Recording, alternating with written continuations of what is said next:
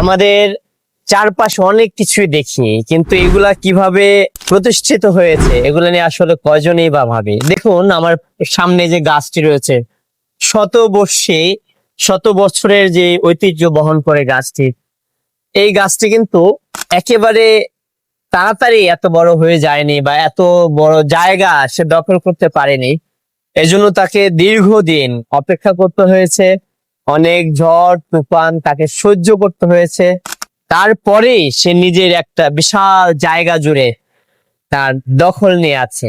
কাজেই আমরা যখন সমাজে কেউ একটা অবস্থান তৈরি করি, আমাদের কেউ সে অবস্থানটা তৈরি করে দেয় না, আমাকেই প্রতিকূলতার মাধ্যমে নিজেকে টিকিয়ে রেখে সে অবস্থানটা তৈরি করতে হয়।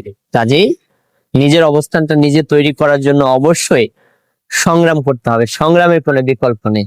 এগিয়ে যান সংগ্রামের সাথে, তবেই আপনার জায়গা আপনি বুঝে পাবেন। ধন্যবাদ।